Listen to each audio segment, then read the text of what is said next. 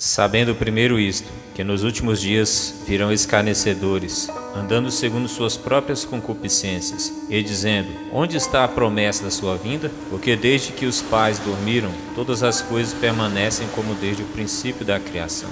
Eles voluntariamente ignoram isso. Pela palavra de Deus, já desde a antiguidade existiram os céus e a terra que foi tirada da água, e no meio da água subsiste, pelas quais coisas pereceu o mundo de então, coberto com as águas do dilúvio. 2 Pedro 3,6. Eu nasci quando ainda não havia abismos, quando não existiam fontes de águas, antes de serem estabelecidos os montes e de existirem colinas, eu nasci. Deus ainda não havia feito a terra, nem os campos, nem o pó com o qual formou o mundo. Quando Ele estabeleceu os céus, lá estava eu. Quando compassava um círculo sobre a superfície das águas profundas, quando colocou as nuvens em cima e estabeleceu as fontes do abismo, quando determinou as fronteiras do mar para que as águas não violassem a sua ordem, quando marcou os limites dos alicerces da terra, então eu estava com Ele e era o seu arquiteto. Era cada dia as suas delícias, alegrando-me perante Ele em todo o tempo. No princípio, criou Deus os céus e a terra era sem forma e vazia, e havia trevas sobre a face do abismo. E o Espírito de Deus se movia sobre a face das águas. E disse Deus: haja luz, e houve luz. E viu Deus que era boa a luz, e fez Deus separação entre luz e as trevas. E Deus chamou a luz dia, e as trevas chamou noite. E foi a tarde e a manhã o dia primeiro. E disse Deus: haja uma expansão no meio das águas, e haja separação entre águas e águas. E fez Deus o domo, e fez separação entre as águas que estavam debaixo do domo e as águas que estavam acima do domo. E assim foi. E chamou Deus o domo de céus. E foi tarde amanhã, o dia segundo. E disse Deus: ajuntem-se as águas debaixo dos céus num lugar, e apareça a porção seca. E assim foi. E chamou Deus a porção seca terra, e ao ajuntamento das águas chamou mares. E viu Deus que era bom. E disse Deus: haja luminares no domo dos céus, para haver separação entre o dia e a noite, e sejam eles para sinais e para tempos determinados, e para dias e anos, e sejam para luminares no domo dos céus, para iluminar a terra. E assim foi. E fez Deus os dois grandes luminares, o luminar maior para governar o dia, e o luminar menor para governar a noite, e fez as estrelas. E Deus os pôs no domo dos céus, para iluminar a terra, e para governar o dia e a noite, e para fazer separação entre luz e as trevas. E viu Deus que era bom. E foi tarde e amanhã o dia quarto. Portanto, afirmar que a Terra é uma esfera vagando por um vácuo infinito, originada por uma explosão misteriosa, é chamar Deus e sua palavra inspirada de mentirosos. A Terra bola traz grande confusão na mente das pessoas ao tentarem compreender episódios como o dilúvio universal. A Terra não é um globo. Nossa Terra é plana. Um devoto estudo de qualquer questão de valor e fidelidade à evidência encontrada é a maneira que o Pai quer que investiguemos tudo. Com muito estudo, nós descobrimos que o modelo de Terra global é totalmente falso. Aquele que responde antes de ouvir é louco e vergonhoso. Provérbios 18:13.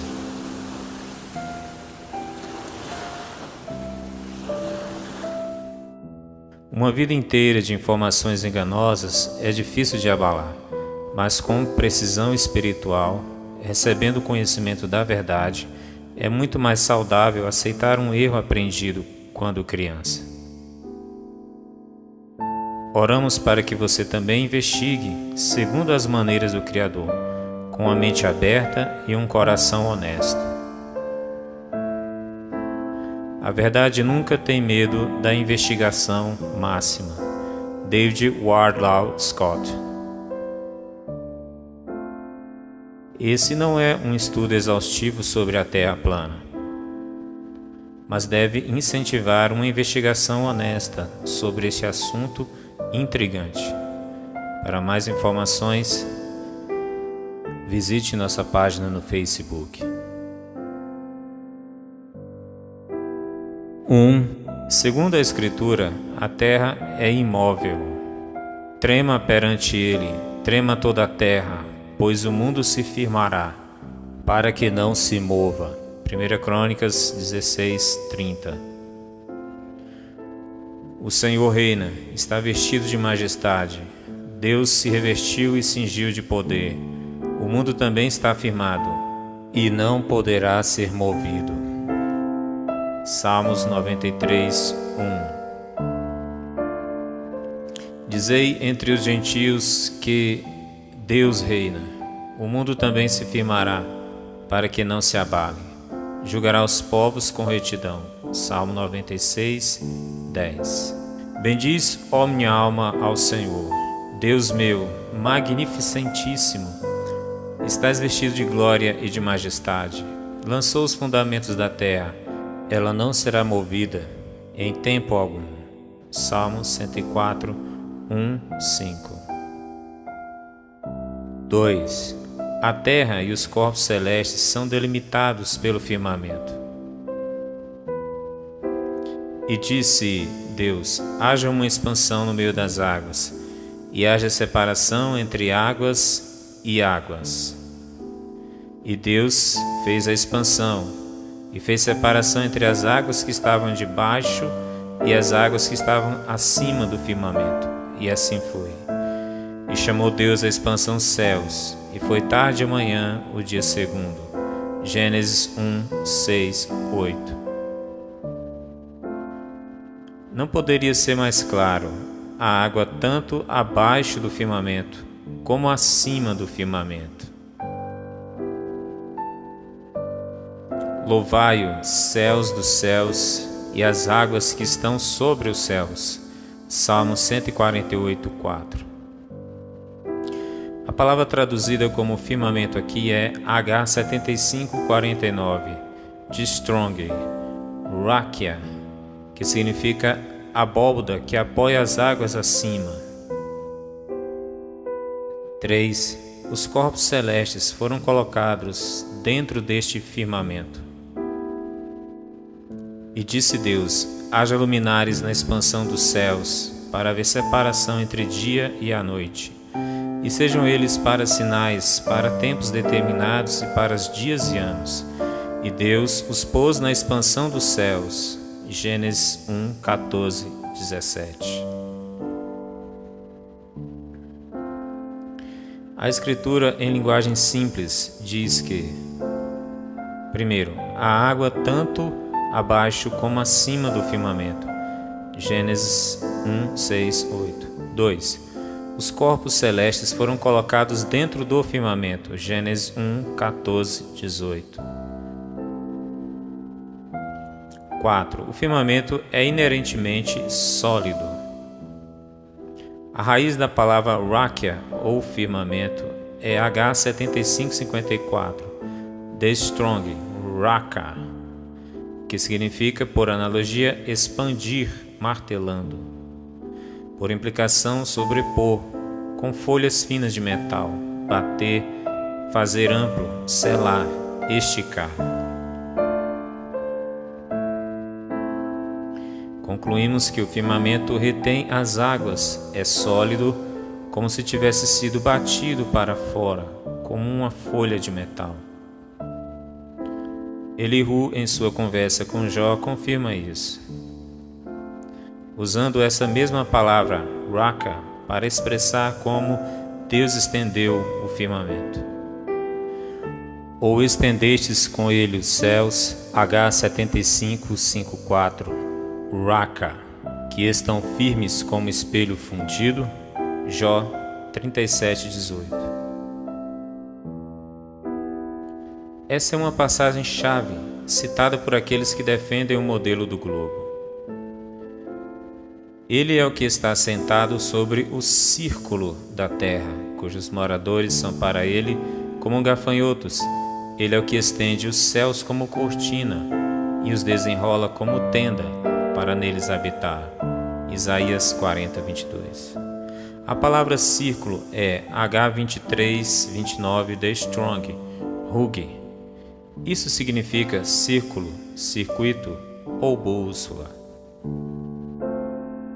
Sobre inspiração divina, Isaías foi deliberado em sua escolha de palavras, não faltando uma palavra hebraica para descrever bola, como na seguinte passagem. Ele vai pegá-lo como quem pega uma bola e vai jogá-lo longe, num país enorme. Isaías 22, 18. Isaías escolheu usar H1754 The Strong, Dur, não H2329, Hugh, termos completamente diferentes. Deus está assentado sobre o domo dos céus, acima da terra, e os habitantes da terra parecem como gafanhotos. A partir desse ponto de vista, quão grande Ele é? O Senhor está sentado acima ou no firmamento. Ele o esticou sobre a terra como uma tenda. Frequentemente encontramos tais termos em toda a Escritura, o que concorda plenamente com o conceito de uma terra plana. Ele também confirma a natureza sólida do domo. Quando ao falar a Jó, ele diz: o Senhor caminha sobre o Hugh, H2329 The Strong, usado por Isaías para denotar a abóbada do céu. As nuvens são esconderijo para ele, para que não veja, e passeia pelo circuito H2329 Hugh dos céus, H8064 Shamaim. Jó 22:14. Porventura, Deus não está na altura dos céus? H8064 Shamaim. Olha para a altura das estrelas, quão elevadas estão? Jó 22:12. Segundo a Escritura, a terra é plana. Nós encontramos momentos interessantes em Jó capítulo 38, quando Deus aparece para ele com muitas perguntas. Uma delas é essencialmente reveladora. Ou, com o teu conhecimento, chegaste às larguras da terra? Faz-me saber se sabes tudo isso. Jó 38:18. A palavra amplitude aqui é H7338 The Strong, Hashab, que significa amplitude, extensão, ampla. Deus pergunta a Jó quão extensa a terra era. Esta parece ser uma questão legítima para a terra plana. Faz pouco sentido em um globo. Os detalhes do sonho profético de Nabucodonosor em Daniel capítulo 4 também indicam uma terra plana. Eis, pois, as visões da minha cabeça, estando eu na minha cama. Eu estava assim olhando, e vi uma árvore no meio da terra, cuja altura era grande. Crescia esta árvore e se fazia forte, de maneira que a sua altura chegava até ao céu, e era vista até os confins da terra. Daniel 4, 10, 11. Apesar disso ser apenas um sonho, apenas em uma terra plana, isso seria possível.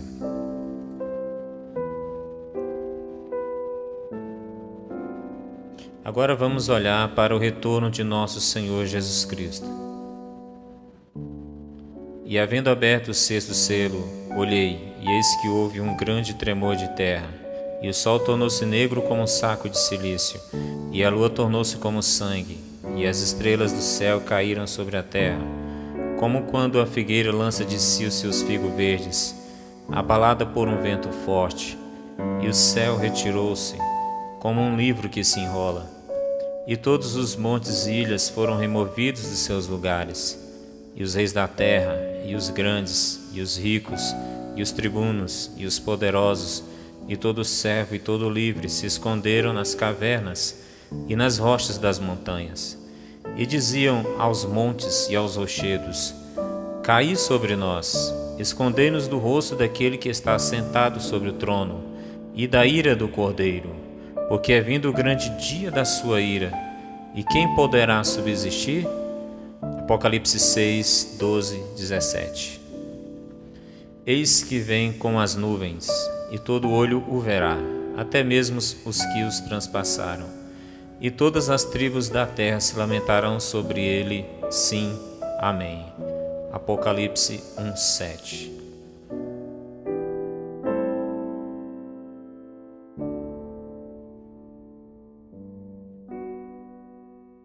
Primeiro, João concorda com todos os outros profetas. Estrelas não eram maiores do que a Terra e a milhões de quilômetros de distância. Uma estrela poderia destruir muitas terras. Note bem, João diz que as estrelas caíram para a terra e não se atiraram à terra. 2. Os céus, em seguida, se partem como um pergaminho. Apocalipse 6,14. Isso é consistente com o firmamento sendo esticado para fora, como uma cortina ou tenda, e não faria nenhum sentido se a terra fosse uma esfera.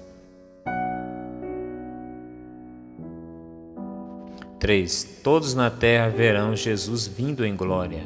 Apocalipse 1,7. Isso só faz sentido em uma terra plana, mas não em uma terra esférica. 4. Os impertinentes ímpios procurarão esconder-se da ira do Cordeiro e do rosto daquele que está assentado no trono. Apocalipse 6, 15, 16. Quando os céus são revertidos como um livro, o ímpio vê a face daquele que está sentado sobre o trono, acima do domo celestial, e vai procurar esconder-se.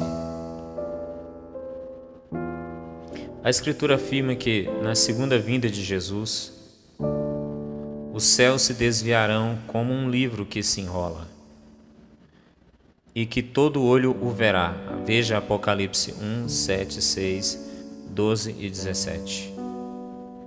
Isso não pode ser razoavelmente entendido dado o modelo global da Terra. Quando o céu é revestido, o ímpio atenta para Deus em seu trono e procurará se esconder de sua presença impressionante.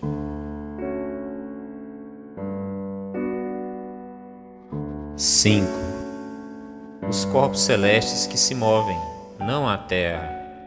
Josué falou com ele, na presença dos israelitas: Sol, fique parado em Gibeão.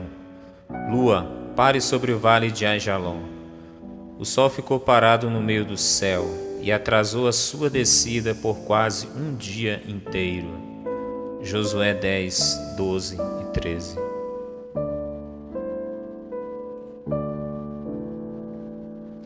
Josué comanda o sol e a lua para ficarem parados, e o sol se deteve no meio do céu.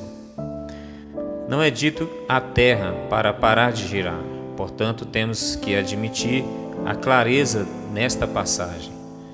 A ciência diz que a terra é que se movimenta. Isaías: Deus fez o sol retornar no céu, fazendo com que a sombra do relógio de sol se movesse para trás. Eis que farei retroceder 10 graus a sombra lançada pelo sol declinante no relógio de Acás. Assim retrocedeu o sol os 10 graus que já tinha declinado. Isaías 38, 8. Isaías acreditava que o sol se movia, não a terra. Davi também acreditava que o sol se movia.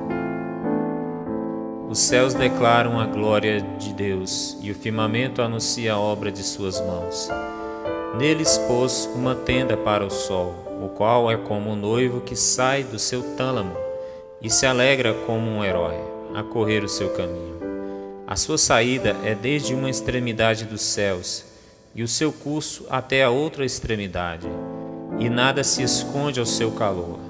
Salmo 19, 1 ao 6. Deus nos proíbe de fazer o testemunho dos profetas subservientes às teorias de homens falhos e caídos. Não é somente a Escritura que comprova a realidade da Terra plana. A evidência empírica é absolutamente esmagadora. Existem muitas evidências para o candidato honesto de verdade. Por exemplo, se a Terra fosse uma bola, Chicago, a 96 quilômetros, deveria estar debaixo de mais de 650 metros da linha do horizonte. Objeções sobre a superfície parecem válidas, mas falham miseravelmente sobre exame minucioso. Convidamos você a estudar cuidadosamente, com um coração honesto e compromisso determinado, para se curvar a evidência, onde quer que ela leve. Em vindo a soberba virá também a afronta, mas com os humildes está a sabedoria. Provérbios 11, 2. Aos amantes de falsas profecias e de falsa ciência, 2 Timóteo 6,20 nos diz: Ó Timóteo, guarda o tesouro que te foi confiado, tendo horror aos clamores vãos e profanos e às oposições da falsamente chamada ciência, a qual, professando-a alguns, se desviaram da fé. A graça seja contigo. Amém.